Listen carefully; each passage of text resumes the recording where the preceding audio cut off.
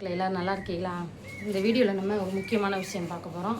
அதுக்கு முன்னாடி யூடியூப் சந்தேகங்கள், யூடியூப் ஆரம்பிக்கணும், யூடியூப்பில் பிரச்சனைனாலும் ஆட்சன்ஸ் பிரச்சனைனாலும் நம்பர் வந்து கமெண்டில் பின் பண்ணுறேன், வேணுங்கிறத கேளுங்க. தம்பி கதவை சாத்தியா, டிவி சத்தங்க இருக்குது, சாத்திரு, காப்பிரைட் கொடுத்துருவாங்கடா, கதவை சாத்துறா. இந்த வீடியோவில் என்ன பார்க்க போகிறோம்னா, மதுரையில் ஒரு யூடியூபர் இருக்காங்க, அவங்க எல்லாருக்கும் தெரியும்.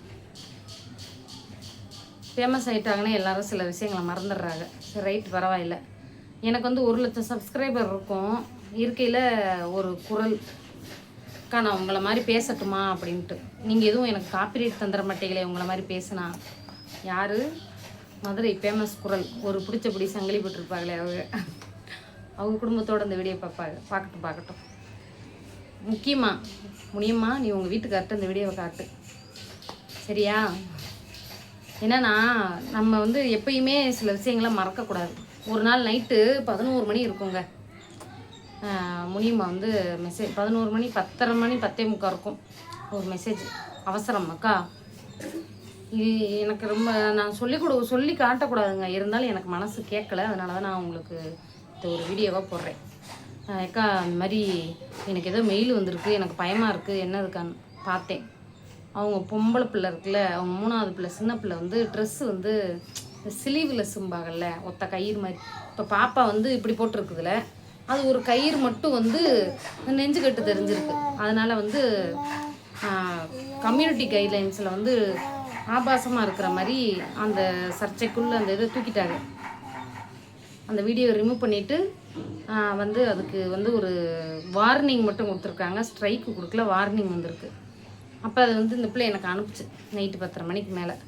நானும் 11:15 இருக்கும், அது வரைக்கும் நான் அந்த பிள்ளை கேட்குற கேள்விக்கெல்லாம் நானும் பதில் சொல்லிக்கிட்டு தான் இருந்தேன். அதே மாதிரி இந்த ஏஐ வந்துச்சு பார்த்தீங்களா? அக்கா, எனக்கு எல்லாருக்கும் சொல்லிக் கொடுக்குறீங்க, எனக்கு ஒன்று சொல்லிக் கொடுங்க. எங்கள் அப்பா வந்து, எங்கள் அப்பா சின்ன பிள்ளையிலே செத்துட்டாரு. எங்கள் அப்பா சின்ன பிள்ளையா இருக்கும்போதே இறந்துட்டாரு. இப்போ அவர் வந்தால் எங்கள் அம்மாட்டையும் என்கிட்டையும் பேசினா எப்படி இருக்கும், அப்போ அது மாதிரி எனக்கு அவங்க அம்மாக்கிட்ட பேசுகிற மாதிரியே நான் வந்து ஒரு ஏஐ வீடியோ, அவங்க அம்மாக்கிட்ட அவர் நேராக வந்து 2 பேரும் பேசிக்கிற மாதிரி ஏஐ கிரியேட் பண்ணி அனுப்புனேன். டெய்லி டவுட்டு கேட்கும், எனக்கு தெரிஞ்சதை சொல்லுவேன், காசு வாங்கினதில்ல, கேட்கவும் மாட்டேன். நான் யூடியூப் எதுக்காக சொல்லிக் கொடுக்குறேன்னா, எனக்குன்னு சில பிரச்சனைகள் இருக்குது, எனக்கு நிறைய பிரச்சனைகள் இருக்குது. ஒரு நிமிஷம் இருங்க மக்கள், கேமரா. எனக்கு நிறைய பிரச்சனைகள் இருக்குது, சரிங்களா? என் பர்சனலாக உடம்புலையும் சரி, பணத்தாலையும் சரி, மனசாலையும் சரி, இது நிறைய பிரச்சனைகளை சந்திச்சுக்கிட்டு வரேன் கொஞ்ச நாளாக, சரிங்களா? நான் இருக்கிற வீட்லேயுமே சரி, குடும்பத்தில் உள்ளவங்களாலையும் சரி, நிறைய பர்சனல் பிரச்சனை. ஏம்மா வேர்க்குதா? அண்ணன்கிட்ட போறியா? சரி. அப்போல்லாம் வந்து நான் அந்த பொண்ணு என்ன கேட்டாலுமே நான் செஞ்சு கொடுத்துருக்கேன். நான் எதுக்கும் காசும் கேட்டதில்லை, கேட்கவும் மாட்டேன். எனக்கு பல பிரச்சனைகள் இருக்குங்க, நான் அதுக்காக தான் நான் யூடியூப் சொல்லிக் கொடுக்கவே வந்தேன். இன்னொன்று, நான் எப்படிலாம் கஷ்டப்பட்டு வந்தேன், அப்போ எனக்கு சொல்லிக் கொடுக்க யாருமே இல்லை. சரி, இப்போ நம்ம சொல்லிக் கொடுப்போம், என் தேவைக்காகவும் அவங்களுக்கு சொல்லிக் கொடுக்குறவங்களும் திருப்தியாக இருக்கணும், அதுக்காக தான் நான் சொல்லிக் கொடுத்துருக்கேன். அந்த பிள்ளை வந்து நேற்று ஒரு வீடியோ போட்டிருந்துச்சு, சேனலில் போட்டிருந்துருக்கு, எனக்கு தெரியாது. என் சப்ஸ்கிரைபர் ஒரு அக்கா வந்து எனக்கு அதை வந்து ஷேர் பண்ணி விட்டாங்க. இன்றைக்கி நைட்டே ஷேர் பண்ணியிருப்பாங்க கூட. எனக்கு நைட்டு சின்ன பிரச்சனை உடம்புல, ஒரு 1/2 மணி நேரம் என் பிள்ளைகளே தவிச்சு போச்சுன்னா பார்த்துக்கோங்க, அந்தளவுக்கு எனக்கு உடம்புல பிரச்சனை இருக்குது. நான் அதை இது வரைக்கும் யூடியூப்பில் சொன்னதில்லை, நான் சொல்லவும் மாட்டேன், நமக்கு சிம்பதி தேவையில்லை. நான் வந்து என் பர்சனல், நான் வீட்டை பொதுவாக காட்டுவேன், நான் எங்கேயோ போனால் வந்தால் சொல்லுவேன், காட்டுவேன். ஒரு நிமிஷம் இருங்க, பாப்பா தண்ணிக்குள்ளே கையை வைக்குது. பர்சனலாக பிரச்சனைகள் இருக்குங்க, நான் அது வரைக்கும் நான் சொன்னதில்லை. என் பிரச்சனை எனக்கு நிறைய இருக்குது. நான் படிக்கலை சரியா, என் பிள்ளையாவது டை கட்டி கோட் டவுசர் இன் பண்ணி ஒரு ஷூ போட்டு பள்ளிக்கூடம் போகணுங்கிறது எனக்கு ஆசை. பொம்பளை பிள்ளை இருக்குது, இந்த பிள்ளை இப்போ பிறந்திருக்கு பாருங்க, இந்த பிள்ளை அது அப்படியே தேவைதான் எனக்கு. அது சிரித்தாலே எனக்கு பாதி கஷ்டம் போயிடும். அவ்வளோ ஒரு கஷ்டத்துலேயும் அந்த பச்சை பிள்ளையை வச்சுக்கிட்டு ஒரு நேற்று நான் அந்த ஒரு சூழ்நிலையில் இருந்தப்போ இந்த பிள்ளை பால் கழுதப்போ கூட என்னால் தூக்க முடியல, அந்தளவுக்கு எனக்கு பிரச்சனைகள் இருக்குது. அப்படிங்கிற பட்சத்தில் என்னுடைய தேவைக்காக அந்த பிள்ளைக்கு ஏதோ ஒன்று படிக்கவோ, பொம்பளை பிள்ளையாக இருக்குது, நம்ம எவ்வளோ சேர்த்து வச்சாலும் எவ்வளோ சம்பாதிச்சாலும் எங்கள் வீட்டுக்கார்ட்ட தான் கொடுக்குறேன். அவர் வந்து இது வரைக்கும் எனக்கு எதுவுமே செஞ்சதில்லை. நான் என் பிள்ளை எப்படி வளர்க்கக்கூடாது, எங்கள் அம்மா என்னை எப்படி கஷ்டப்பட்டு வளர்த்துச்சோ, எங்கள் அம்மா என்னை எப்படி கஷ்டப்பட்டு எனக்கு என்ன செஞ்சிச்சோ அதே மாதிரி நான் இந்த பொம்பளை பிள்ளைக்கு ஏதோ ஒரு ஒரு கிராம்லையாவது ஒரு குண்டு காதில் காது குத்தோன்னா என்ன வச்சுருக்காரு? ஒன்றும் கிடையாது. நான் தான் வாங்கணும். யார் வாங்குறாளோ, நம்ம யாரையும் அடுத்தவளை எதிர்பார்க்க முடியாது. என் பிள்ளைக்கு நான் வாங்கிக்கிறணும்.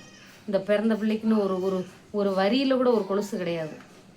அந்த பொம்பளை பிள்ளை நடக்குதுங்க. இப்போ எனக்கு பெத்த தாய்க்கு ஆம்பளை பிள்ளைக்கெல்லாம் போட்டோம் செல்லுன்னு, இந்த பொம்பளை பிள்ளைக்கு ஒரு வரியில் ஒரு ஒரு ஒத்த முத்து வச்சு கொலுசு போட முடியலையே, எனக்கு வேதனையாக இருக்கும்.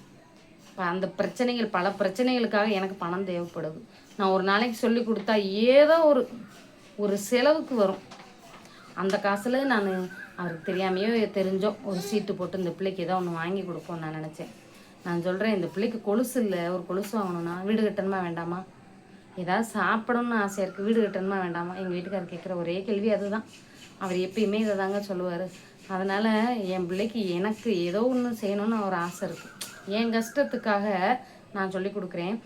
நம்மக்கிட்ட எல்லாத்தையும் அனுபவிச்சுக்குது இந்த பொண்ணுன்னு சொல்ல, நான் பொதுவாகவே சொல்கிறேன். எல்லாத்தையும் 12 மணிக்கு நைட்டில் கேட்டால் கூட நான் சொல்லி கொடுத்துருக்கேன். எங்கேயாவது வெளியில் போனால் தாங்க என்னால் பதில் சொல்ல முடியாது. அப்படி இருந்தும் நானே ஒரு நாளைக்கு எங்கள் வீட்டுக்காரர் முழிச்சிருப்பார். அவர் ஃபோன் பார்த்துக்கிட்டு இருப்பார். காலையில் அந்த பொண்ணு ஏதோ போட்டு டெலீட் பண்ணியிருக்கோம். என்னம்மா என்ன டெலீட் பண்ணியிருக்கேன் என்னம்மான்னு கேட்டால், இல்லை நான் நைட்டு மெசேஜ் போட்டேன், நீங்கள் பார்த்துக்கிட்டே இருந்தீங்க, ஆனால் பதில் சொல்லலை. நான் 9:30 10 மணிக்கெலாம் தூங்கிடுவேங்க. காலையில் 5 மணிக்கு எந்திரிக்கிற ஆள். எனக்கு வீட்டில் பல பிரச்சனைகள் இருக்குது, அதுலேயும் நான் ஓடிக்கிட்டு இருக்கேன். உடம்புல எனக்கு பிரச்சனை இருக்குது, நான் சொல்ல விரும்பலை. இதில் இவ்வளோ பிரச்சனைகளையும் நான் ஓடிக்கிட்டு இருக்கேன். போட்டு நம்மளை ப்ரெஷர் பண்ணி அந்த பொண்ணு வீடியோ போட்டிருக்கு. யூடியூப்பில் ஒன்று சொல்லி கொடுப்பாங்க, யாரும் நம்பாதீங்க. உங்களுக்கு என்ன டவுட்டு வேணும்னாலும் நீங்கள் யூடியூப்லேயே கற்றுக்கங்க, வீடியோ இருக்குது. இது எதுக்கு இந்த வீடியோ போட்டிருக்கமான்னு நான் கேட்டேன். அந்த பொண்ணு வந்து நிறைய இதுலேயும் கேளுங்க, நிறைய இந்த வாய்ப்புகள் வருதான், இது ப்ரொமோஷன் பண்ணுறதுக்கு நிறைய வாய்ப்புகள் வருதான். அப்போ ஒரு 4-5 நாள் இருக்கும், ஒரு வாரத்துக்குள்ளே இருக்கும். ஒருத்தவங்க வந்து இந்த இடம் விற்பாங்கல்ல, அது பேர் என்னதுங்க, ரியல் எஸ்டேட்டு, அது வந்து எனக்கு கேட்குறாக்கா, பணம் நிறைய தரேன்னு சொல்கிறாங்கன்னு சொல்லிச்சு. நான் சொன்னேன், ஏம்மா ரியல் எஸ்டேட்டுங்கிறது ஒரு அரசியல்வாதிகள் வரைக்கும் அடிதடி வரைக்கும் போகக்கூடியது உள்ளது. நீ பொம்பளையாள் இதை போய் பண்ண வேணாம். யாரோ ஒருத்தவங்க அட்வான்ஸ் வாங்கிட்டு ஓடி போயிட்டாங்கன்னா உனையத்தான் பிடிப்பாக வேண்டாம். சரிக்கா, நீங்கள் சொல்கிறது சரிதான், சரிக்கான்னு நம்ம சொல்கிற நல்லதெல்லாம் ஏற்றுக்கிட்டு ஏதோ ஒரு விஷயம் நேற்று ப்ரொமோஷன் பண்ணுறதுக்கு வீடியோக்கு கீழே எதையாச்சும் தொடணுமான்னு கேட்டுச்சுங்க. எனக்கு நான் அதை பற்றி நான் எதுவும் போட்டதில்லை, எதுவும் தொட வேண்டியதில்லைம்மா நான் சொன்னேன். அதுக்கு இந்த வீடியோ போட்டிருக்கு ஷார்ட்ஸில். யார் யூடியூப் சொல்லி கொடுத்தாலும் நம்பாதீங்க, சேனலே க்ளோஸ் ஆயிரும். நீங்கள் வந்து எப்படியெல்லாம் வர்றாங்க பாருங்கள். நீங்கள் வந்து யூடியூப்லேயே பார்த்து கற்றுக்கங்க. எனக்கு அது பிரச்சனை இல்லை, என்னை நம்புறவங்க என்கிட்ட வந்துக்கிட்டு தான் இருக்கா, எனக்கு அது பிரச்சனை இல்லை. அந்த பொண்ணு வந்து என்கிட்ட எதுவுமே அனுபவிக்காமல் இருந்தால் அந்த வார்த்தையை சொல்லலாங்க. 2 வருஷமாக என்ன கேட்டாலும், ஏற்கனவே ஒரு வாட்டி எனக்கு அது பேச்சு பிடிக்காம தான் நான் ஒதுங்கி நம்பர்லாம் பிளாக் பண்ணி வந்தேன்.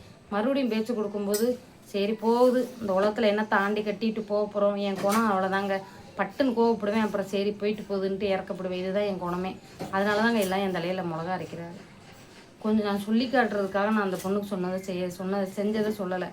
2 வருஷமாக டவுட்டு கேட்குறீங்கள, எனக்கு வச்சுருக்கிறது என்கிட்ட பேசுகிறது அதுக்காக தான். அப்படி டக்குன்னு ஏதாவது டவுட்டாக அப்படியே கேட்டுக்கிறது. என் மனசில் உள்ள பாரத்தெல்லாம் நான் சொல்கிறேன். நான் டென்ஷன் ஆக தான் செய்வேன், ஏன்னா நான் பாதிக்கப்படுறேன். நீ சொல்கிற வீடியோவுக்கு அந்த வீடியோவை 50,000 பேர் பார்த்துருக்காங்க. அதில் ஒரு 100 பேர் யூடியூபர் இருப்பாங்க. அந்த 100 பேருக்கும் இப்போ உங்கள் வீட்டில் கேட்டுக்கங்க, அந்த 100 பேரில் மனசு ஏதோ அவங்க வீடியோவை பார்த்து ஏதோ ஒன்று தப்பாக பண்ணிட்டாங்க. யூடியூப்பில் 1000 வீடியோ கூட வரும், அதில் வராத பல விஷயங்கள் யூடியூப் டெக் சேனல் போடுறவங்க எல்லாருமே அறிவழிக தான். சில விஷயங்கள், நுணுக்கமான விஷயங்களெல்லாம் வீடியோவில் போட மாட்டாங்க. அவ்வளோ பிரச்சனைகள் வருது, புதுசாக வரும் யூடியூபருக்கு. அதில் வீடியோவுக்கு உங்கள் வீட்டில் காலேஜ் படித்தவங்க, பெரிய இன்ஜினியரு, நிறைய படித்தவங்க, எங்கள் வீட்டில் 2 பிஹெச்டி படித்தவங்க இருக்காங்க. எங்கள் வீட்டுக்காரருக்கு வீட்டில் அவர் எங்கள் மச்சானும் நாத்தனாரும். நான் யூடியூப் சேனல் ஆரம்பித்தப்போ எங்கள் நாத்தனார்கிட்ட கேட்டேன். எங்கள் நாத்தனார் பிஹெச்டி டாக்டரேட் பட்டா வாங்கியிருக்காங்க. கேட்டேன், இந்த மாதிரி யூடியூப்பில் எனக்கு பிரச்சனை, ஏதோ மெயில் வந்திருக்கு என்னன்னு. அப்புறம் ஆட்சன்ஸு விஷயமாக கேட்டேன். ஒன்றுமே தெரியல அவங்களுக்கு. நீ ப்ரௌசிங் சென்டரில் கேளு சங்கரின்ட்டாங்க. ப்ரௌசிங் சென்டர் போனேன்னு தெரியல, இ-சேவை மையம் போனேன்னு தெரியல, யாருக்குமே தெரியல. எவ்வளோ படித்தாலும் யூடியூப்பில் வர டவுட்டு தெரியாது. யூடியூப் சேனல் வச்சுருக்கவங்களே பெரிய பெரிய படித்தவங்களுக்கு அதில் ஏதாவது பிரச்சனை வந்தால் தெரியாது. யூடியூப்புக்குள்ளேயே இதிலையே இருக்கிறவங்களுக்கு மட்டும்தான் சில விஷயங்கள் புரியும். ஒரு அக்கா எம்ஏ பிஎட் பட்டதாரி ஒரு அக்கா வெளிநாட்டில் இருக்காங்க. அவங்களுக்கே 4-5 வாட்டி பண்ணி ரிஜெக்ட் ஆகி தான் என்கிட்ட வந்தாங்க, நான் பண்ணி கொடுத்துருக்கேன். நிறைய விஷயங்கள் யூடியூப்பில் வீடியோவில் வராத விஷயங்கள்லாம் இருக்குமா, தயவு செஞ்சு அதெல்லாம் தெரிஞ்சுக்கிட்டு பேசுங்க. உங்களுக்கு நான் செஞ்சதை நல்லதை நீங்கள் மறந்துட்டீங்க, பரவாயில்லை. அடுத்தவங்க வாழ்க்கையும் பொழப்பையும் கெடுக்காதீங்க. இது எனக்காக மட்டும் நான் சொல்லலை, என்னைய மாதிரி யூடியூப் சொல்லித்தர்ற பல பேர் இருக்காங்க. என்னைய மாதிரி கஷ்டப்படுறவங்க எல்லாருக்கும் சேர்த்து தான் நான் குரல் கொடுக்குறேன். சரிங்களா? என் மனசு கஷ்டப்பட்டுச்சு, அதனால தான் இந்த வீடியோ பதிவு. நன்றி மறப்பது நன்றன்று, நன்றல்லது அன்றே மறப்பது நன்று. நாசமாக போச்சு. இதெல்லாம் சும்மா திருவள்ளுவர் எழுதுனது எதுவுமே நடைமுறைக்கு இல்லை, யூஸ் பண்ணிக்கிறாங்க, அவ்வளவுதான். ஏன்னா ஏற்கனவே நம்ம உடஞ்ச கண்ணாடியை ஒட்ட வச்சோம்னா அந்த விரிசல் தெரியும். அதுதான் நட்பில் கலங்க ஏற்பட்டால் அது கலங்கம் தான். இதோடவாது ஒதுங்கிக்கிடுவோன்னு நான் நினைக்கிறேன். பாய்.